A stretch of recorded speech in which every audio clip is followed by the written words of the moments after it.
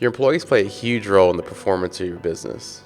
They are the first interaction and the first impression that your client has. They are the lifeblood of your business. They will be the major deciding factor of your success or failure. Stay tuned as we discuss how you can hire reliable employees. So you're probably thinking, how many employees do I need? What positions do I need? And then what exactly they should do? Eddie. Yeah. So how do we determine how many employees we need? Let's do now versus then. Now versus past. Now, now we do it based on the income that the shop is bringing in, the sales, the quantity of items. We also do projections. Since we've been in business so long, we can project the amount of work that we get per month, so we can kind of see more or less how much hands on deck that we need. Because one thing that we know is the spikes that we have in our industry, and that's when we need the most people. Yeah. So there's not really a hard, fast line on this right here, at least that we can say exactly right now. When we do get it 100% down, we'll be showing it to you guys. But just think of this right here. If you have someone at the warehouse, you need someone at the warehouse at basically the whole time the warehouse building works. So usually I would start with that and then decide on, depending on how much work you're getting done. But once you get into a facility like ours, it's a little bit easier because we know that you generally, when we do $25,000 a week in the actual the rental items, then we know we need 4 people, and that kind of how we brought it. So it's like every $7,500. Is that right? Yeah. Somewhere around there. It's basically around like $6,000. It's kind of, you need a person to take over from it of the actual rentals. For you, it might be that, or it might not. It just depends. But you got to start with your base. Like you have to have someone present. And this is specifically for the warehouse side. For the drivers, I think it's very easy. That's the easiest. Yeah, because like you, especially if you're doing a commission model, you just know how long the stuff's going to take. You base it off of your delivery, do some type of percentage that we talked about before, and then realistically, you kind of know exactly how much you're going to spend anyway. And it doesn't really matter so much on the hours; it's just on the spending. So I know, like on this, we're doing like a new system that we're coming out with for I call it our version 2 of the commission. On this one right here, we're gonna do not just if what they did on the work, but how they did the work, yeah, and what was important on it. Because as you know, and I know, and hopefully you guys probably don't know because you don't have employees out there, is people, if you only measure how people or what people do, then the how is always gonna be up and down. And like someone would say they dropped something off, and then Eddie look on the photos. I'm like, yeah, you dropped it off everywhere. It's like they ride by throwing chairs at the side of the thing. But that's something that you can look into. But in the positions recently, was it this year that we went through and wrote out all the positions, what they're supposed to do? Yeah, it was this year. We had like a manager meeting and everybody like brainstormed as part of their homework. Yeah. To provide the details of everybody's responsibilities, and that way we can kind of make a booklet, and then when we onboard people, they understand what's expected of them. Yeah. So you get those specific roles. If you're just starting out, if you're doing specific warehouse, then obviously they're going to do cleaning. Then you just map out what days they should do what. And I know you're probably thinking stuff comes back different days, but there's a general flow usually where most of the work is done on the weekend. You do a pickup on Monday or the day of, depending on if you're doing bounce houses or any other things you can do. But most of the time doing tents, they're there for the weekend. You pick up, they return, they'll clean, they'll get ready, prep for the next week. And Tina has an interesting fact for us. The party and event rental industry employs more than 45,000 workers in the U.S. 45,000 workers. Seems pretty low. Yeah. Well, it says more than 45,000, so he's saying employs more than 2. Yeah, I guess we both right. Yeah, right. We both got facts. Yeah. So that's interesting. I also saw another interesting fact that said that basically 40% is turnover. So basically almost 1 in every 2 people, 1 person you don't have next year is a turnover. And I think in the party rental space with the seasonality is a lot higher than that. Like 1 out of maybe you keep 1 out of 4 people every single year. Yeah, I see that. The ultimate checklist is here. All right, guys. We talked about this bad boy. It's totally free, so don't be scared. All you have to do is click the link in the description and download that bad boy, the ultimate checklist. It will help you out with your business, whether you've already been in the business for 5 years. There's a lot of questions, give you a lot of insight on some of the things that me and Xavier have worked very hard and very painful to learn. So click leave a link in the description and get the ultimate checklist. The ultimate checklist. Download now. Now that you know what positions are, how much people you should do, what all that stuff, you need to figure out where to actually get these people from. So for us, I know we first started with family and friends. Yeah. Actually, the first person we started with was Jesse. Jesse. And he was off of Indeed. Yeah, he was cool. He was cool, yeah. And then we went from Indeed with family and friends. What's your feelings on family and friends at this point now? I like it. Because one thing that we know for sure that they're the ones that'll do more than when most will. Well, at least our family, I know for sure. So many times we've been in the trenches for hours and hours and not eat and keep working and keep working. Yeah. So that's specifically with family. Yeah. Now, friends, you toss up on. Yeah, generally they're like, okay, I'm out of here. Yeah, it's toss up. But also, too, if you're going to do with your family, you need to lay down straight guidelines between the differences and stuff, because we've had good situation and we had bad situations. Mm-hmm. The only good part is that you're going to keep seeing this person, so you'll be able to redeem, and fix everything if something happens. Or they'll, like, let's give examples. Like Eddie's sister worked for us. I think Eddie has fired her twice. I think she fired twice and quit once, or one of those, and she's back working with us. But now there's a general understanding of what is supposed to be done, what's the line on everything, and then just the working relationship, because sometimes things are taken personal from, like, oh, because Eddie's her boss, but Eddie's her younger brother. And she might like, oh, no, I'm big sis. You listen to me. But, like, in this business, he big bro. Yeah, it's nothing personal. It's business, what I always say. It's always personal. That's how they feel. Okay, so that's one right there. So Indeed, I think, is a great one as long as you're not having any, like, big issues, but, like, you're posting a lot. People think you're scamming. Sometimes they shadow block you. They did that to us. Yeah, they'll shadow ban. And they don't let you know until you're like, what's going on? Like, we're not getting any candidates. And, like, you get the worst of the worst, too. Yeah. So only people, they just sending you random people. And that don't even work. So you have that. Facebook, we did a little bit on there. I think we got, like, 1 or 2 applicants. It's been all right. But I don't know if we really, like, focused or in it to be on it. Not really. We just kind of threw it out there and said, it is what it is. But it helps out a little bit. But the one area that I think has been the area that we most improving on is our job applicants on the actual website. No. Those people who find us, work with us. Some of the people who come through, a lot of them I think are overqualified for what we're trying to do. But it's good to see that people are coming through and they know about the business, they understand it. Yeah. We've had a couple people in the past who came through specifically for that. It just works out. But our biggest driver force right now is ZipRecruiter. We've been using ZipRecruiter. You do have to pay for this. It is like a per day paid for every time the post is out. Mm-hmm. So don't forget about it. Yeah, don't forget about it. You're like, I got all these candidates. And ZipRecruiter's like, we got all your money. So that's kind of like the main areas right there. But one reason why we chose ZipRecruiter, because this is how me and Eddie see actual recruiting. We see it as the same exact thing as, like, recruiting and getting customers. So when you're marketing for customers, marketing for applicants, it's the same process.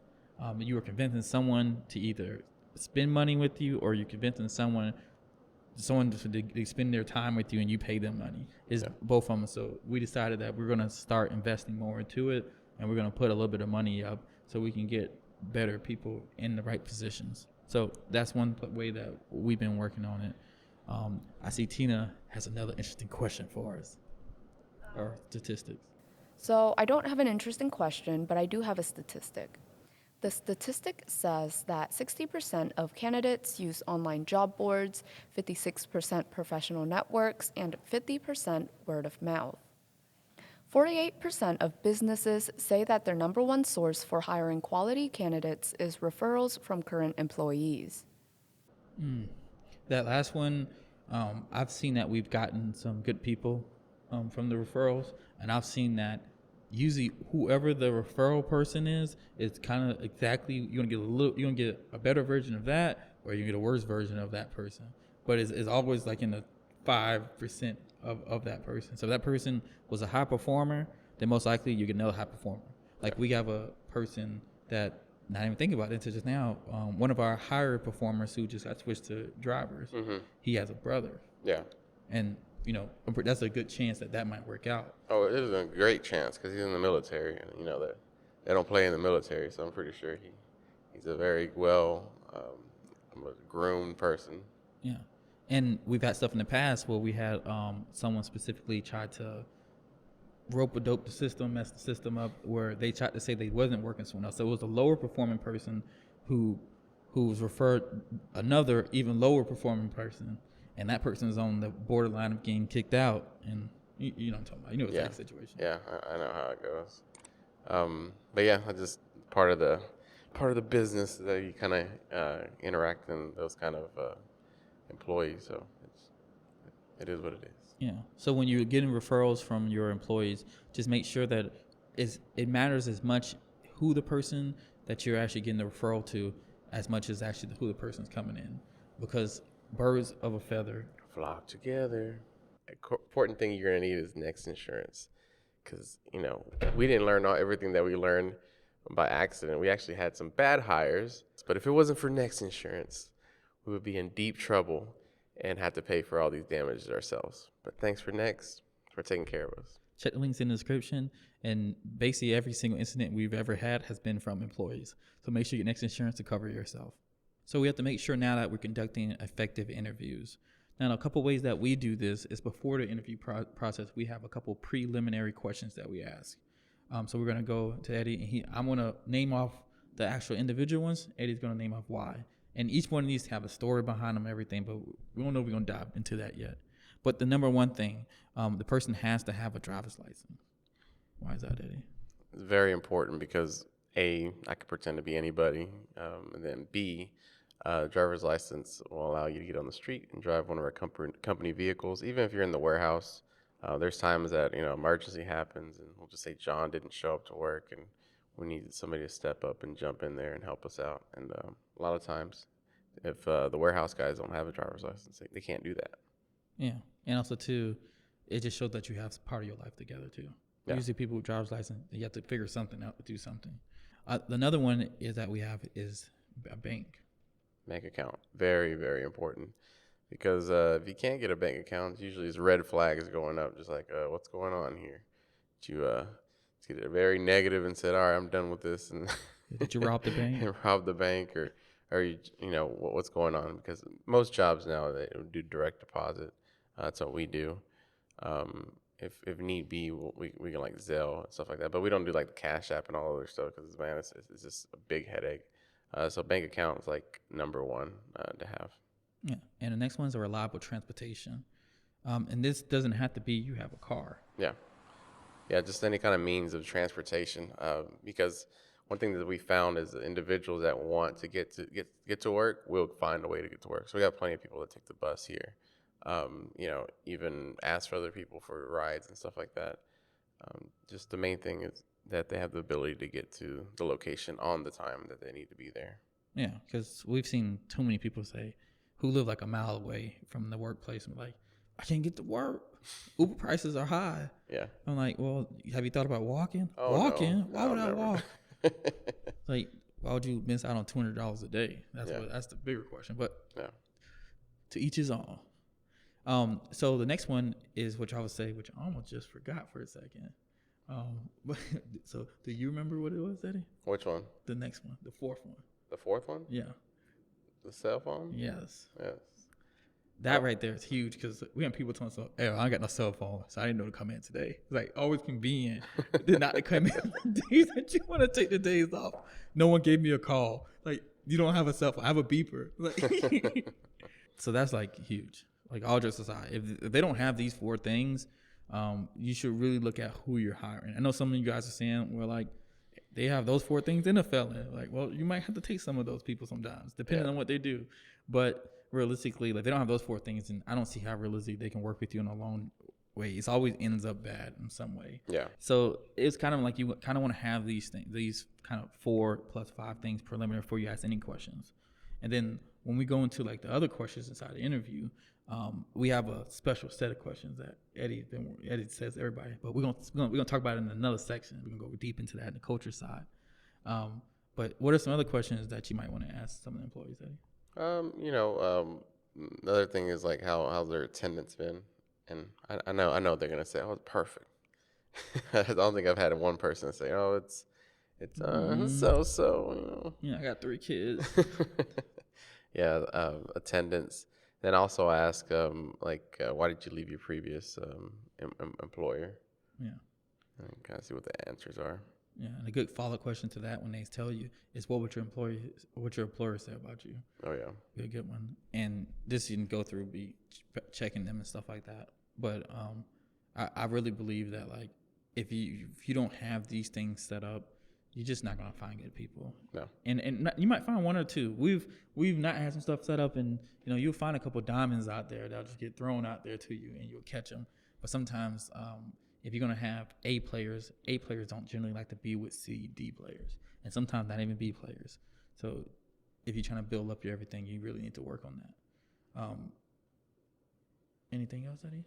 And that's pretty much it. Just make a checklist of all these things. That way, when you're there, you're consistently getting the answers. Yeah, but you forgot the most important thing. What's that? You always talk about if they're not 15 minutes, they not. What's the thing you said? Oh yeah, that's my good old saying. If you're early, you're on time. If you're on time, you're late. If you're late, don't even show up.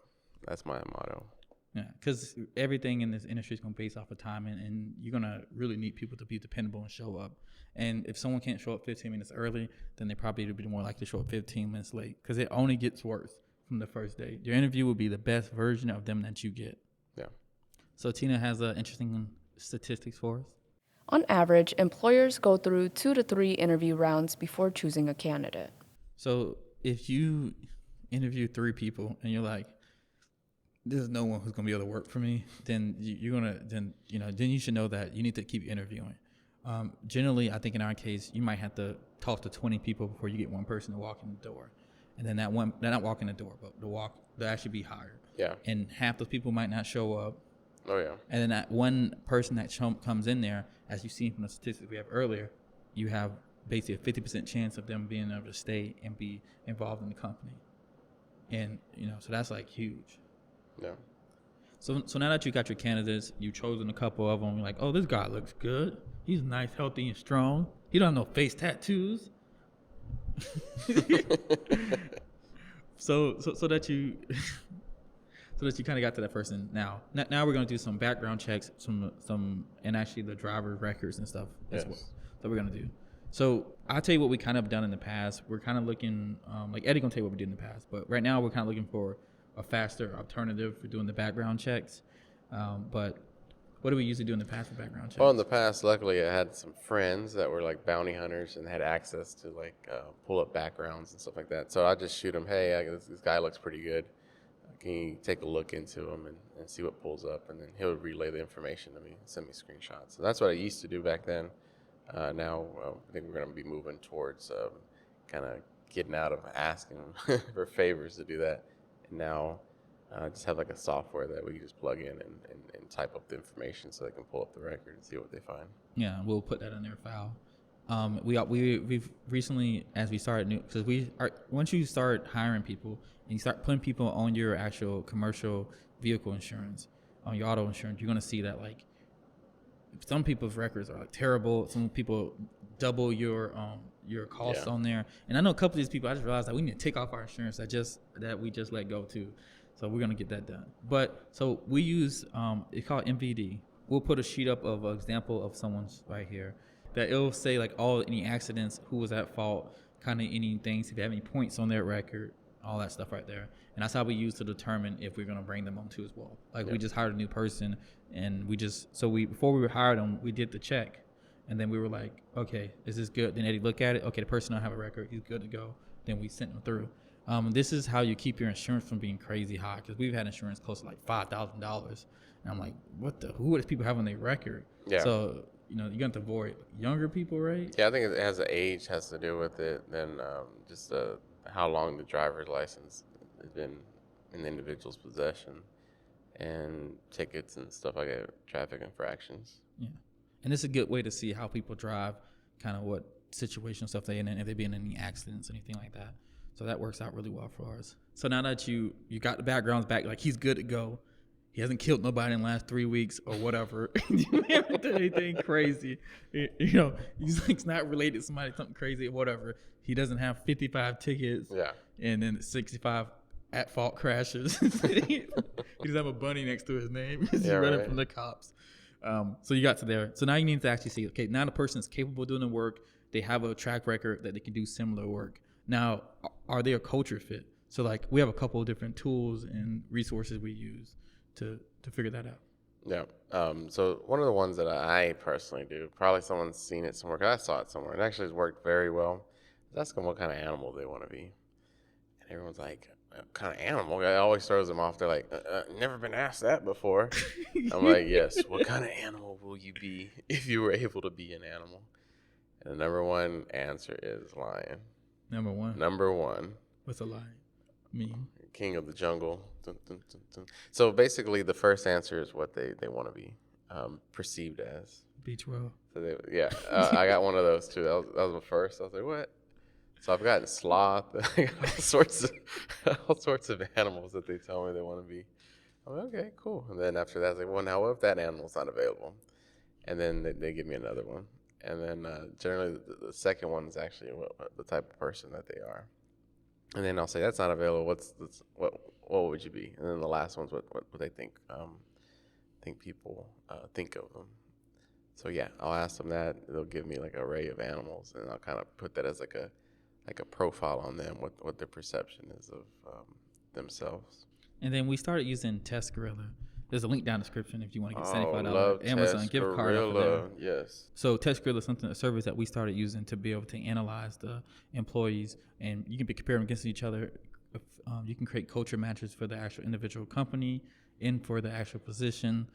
It is a little bit, I don't want to say pricey, but if you're trying to do like a whole bunch, it's going to be kind of expensive. No. But the base one is like for a whole year, it's like $300, which is not too bad. You're looking at like $25 or $30 or something. Yeah. $25 $25 or so a month or something. So that's not too bad. That's not bad. Especially that thing is, I think that thing's a game changer, because one of the things that we've always, one thing that we've said before is like everybody thinks differently, and to have the power to understand like how that individual thinks and like what their tendencies are, how they would fit best with your culture, the position that they're going to be working on is very powerful. Just recently, I think it was like 3 weeks ago, maybe 4 weeks ago, we did that, and it really opened up my eyes on a lot of the individuals, and some of the things it says do not do. I'm like, oh, I've been doing that, and I feel bad, because those individuals have tendencies, and it'll give you all this good information. Like it's gold. It's well worth the $25 a month. Yeah, I think it's really good. Yeah. We got to see different sides of people who might portray us. Like I know you said the animal stuff. It could be people who might present themselves as this, but are really this. Exactly. And then you kind of get to see down depth and how to handle them, how to go through the process. And it's not really like this person's bad on a lot of the DIS tests or the aptitude tests. All of those are usually just here's what the person is, and this is kind of what motivates that person, and this is what you should do. In a lot of different scenarios. Then there's a couple other ones on there that was like motivation. So it tells you what the customer is, not the customer, what's the applicant is motivated by. There was one on there about the culture, which I think you go choose like, you have to rank like 60 or something words together from top to bottom on which one is the most important to you. Yeah. And then and a couple of them were like the same. And then the applicant. So the applicant would come in and then rank themselves towards those two as well. And they'll do kind of a blind. And then you'll be able to see how much they match. And they have like so many more different options. Like we haven't even like touched any of the stuff. Most of the stuff we're doing is like basic line at the very top. And it's still like, some of the stuff is like dead on. I saw this I think I've mentioned it before, like the Book of Principles. And it says like how powerful this tool is, and it's very powerful. It's really eye-opening, and even like I read the stuff on me and on Xavier. No one else can read it, but just us two. But it's me? Yeah, I didn't take one. You didn't take one? Man, somebody must have took it. But anyways, like it's very accurate. It's my AI. And yeah, right. Probably your AI did it for you. You're like, I want a perfect score, so give me that. But it's very accurate in the information that it has, and all it is tools. It doesn't replace the actual interview, because you have to go through that whole process. But you put everything together and kind of make a profile the better fit. One of the things I told my managers like last week is, if we have we'll just say a whale, we can't expect the whale to swim in the desert. We need to put it in an environment that it's going to thrive and do its best. And these tools basically do that. It helps you identify the type of person they are and how to get them in a position to succeed in your company. Yeah. But let's get into the rental rundowns. On this one here, we're going to be tackling your FAQs. The first question I have is, how much should I pay for labor to help with deliveries and pickup or to clean my items? So I think we talked about it a little bit earlier. Yeah. This is going to be a wide range because like you're in the backwoods of Georgia or Texas or Montana, you might get the walkaway minimum wage. Who knows? Yeah. Closer you are to the cities, which closer you are to the money, it goes a little higher. So I'm gonna give you what we do in a couple different markets, and then I'll let Eddie explain why we kind of do these things based on it. So here in this market, you're really between like a 12 to, depending on what they're doing, how much experience they have, like 12 to 17 or something like that. That's kind of the general point. The easier you make the job, the less you have to pay for the person. And then Chicago, like basic minimum wage, I think was $13 or something like that. Yeah. So pretty like, high. yeah, so you're already there. You're already there. And if you notice, like I think someone like the Starbucks, when I went there one time, I swear it said people was making like $18, $20. But then I looked at the cost of living there. It's like 3 times more expensive than here. I could be wrong, but like from what I've seen, it was like I don't know, you can afford to do anything in the city. Yeah, I mean, we got a couple sister companies out there doing very well. But yeah, just like you said, just the price on saying it's not a direct, like this is how much it needs to be. You just gotta look at your operations as a whole and see like how much could you do without, if it makes sense. Because we got to narrow down to a certain percentage of what we're trying to make on profitability. Because one thing is we know you could, if you wanted to, just not, clean the equipment, and then a certain percentage of people that complain, you just give them a discount on it, and that would basically cover the employee for cleaning the items. So it's just things you have to kind of figure out with your company, like what percentage you're gonna have to set aside for specific tasks and duties to be done on the equipment or delivering. But I think for the most part, we've decided for delivering it would be about 40% of the delivery cost only. Yeah, and delivery. So if you're doing like a delivery driver, then we just do straight commission. Yeah. They eat what they kill. We line stuff up for them to kill. They kill it, they eat it. That's straight, easy for that one. It was just the delivery cost. Warehouse, it gets a little more trickier just because it's a lot more other factors you have to key in.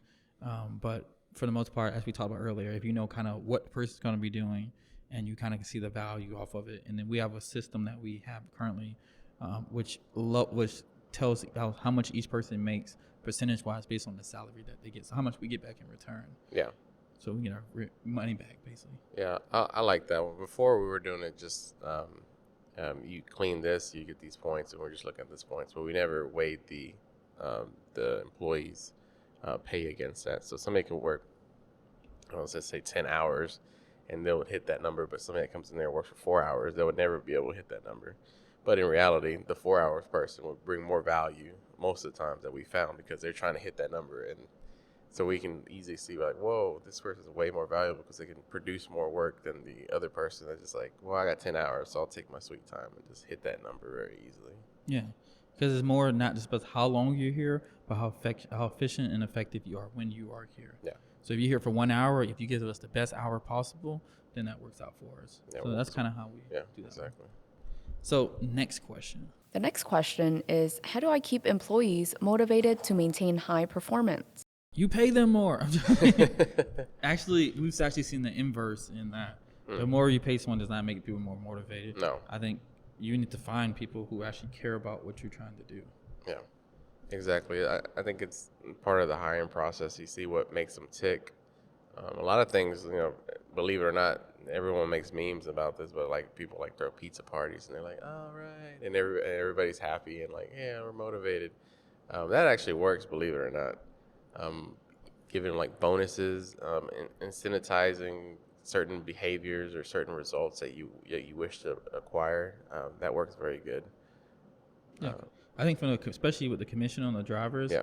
like even though that has reduced our cost, I think down by like 30 something percent. Yeah. But the drivers have been more motivated. They've been faster to do the stuff, Mm-hmm. and then we get exactly what we care about. Because the problem with paying someone specifically by the hour is that most times you actually don't care about how long the thing take. You only care about how many times it gets done or how well it gets done. Yeah. And it's kind of intuitive. It's kind of does not work together, because most times you're telling people, hey, I think I should pay you more if you spend more time on it. But if you don't care about someone spending more time on it, then it really doesn't. It's an inverse relationship on it. And now this is very difficult to do on lots of different positions. But we'll start with the driver because that's the one we have the most data on.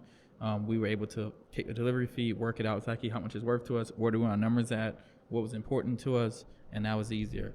We're starting to gather enough data, which one day, I'm pretty sure sometime this year, I'll sit down, analyze, come up with some system, show Eddie, and then we'll go through exactly tweaking it down to make sure it works how it's supposed to. Yeah. Then that would be some type of kind of kill what you got. So we're never in a lose-win situation. If they win, we win. The more you do across the board. So yeah. I think that really helps us out, in them out, and it keeps you motivated because they know if they do more work, they're going to get paid more. And I know probably a couple of you guys have ever went to work and I'm just going to be chilling today. Yeah. Yeah, I think that's one thing that we have, and I specifically did this because when I used to work at the car dealership, we had a big board, and we made it a competition. And one thing that specifically at our warehouse, what I did, I put this big board in the walkway where you cannot go any other way without passing this bad boy. And so when you come to clock in, you have to pass this board.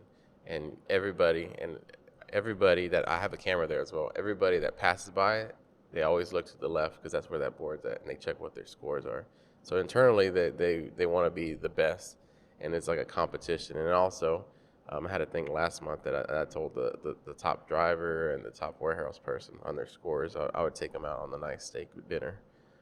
So little things like that you can always do, but if you make it kind of like fun, competition-wise, you're gonna see which ones are your true performers, and they're gonna outshine. But let's go through a little quick recap. So I want to make sure you guys kind of got this down.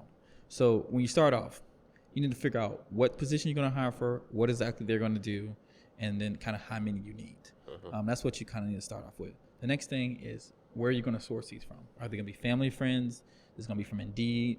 From your own website or whatever. You need to lock that spot down.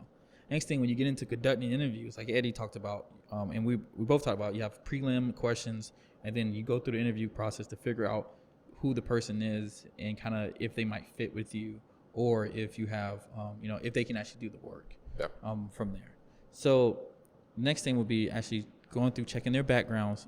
Basically, this is like your confirmation. Let me check to make sure all my stuff is the same. This will be your checking references, checking their background, checking their driver's record, checking to see if they cook correctly, whatever it is, where the breath is, what time they show, whatever. Just go, you double check it. And this is even, you might have already made the decision. Excuse me. So Eddie might have been like, oh, I want to hire this person. Then we do the check. And then they pass the check and then go through the next process. And then after that will be just, okay, this person can do the job. This person can meet all the requirements. Now, is this person actually a fit to work in our company? And then using all the stuff we talked about will kind of help you position yourself to be able to really get a good employee. And really, guys, just don't give up. You're not going to get the perfect employer in the first one. If you do, leave a comment down below. Let me know who, and then send me his email so we can hire him. But if you didn't, just keep trying. It's okay. You're going to go through tons of mistakes, tons of bad hires, but eventually you get a system together. Anything else, Eddie? That's pretty much it. You just said it's a numbers game. Just keep on hiring and replacing, replenishing, and eventually, once you get enough experience, you're going to be able to get a keen sense or have a system that just automatically filters out the ones that are going to be the ones, the candidates that'll work perfect for your business. Yeah. But thank you guys for watching. I'm Xavier Kelly. I'm Eddie Sauceda. And we are the Rental Boys, and we'll see you in the next one. See you. Watch one of these videos and subscribe too.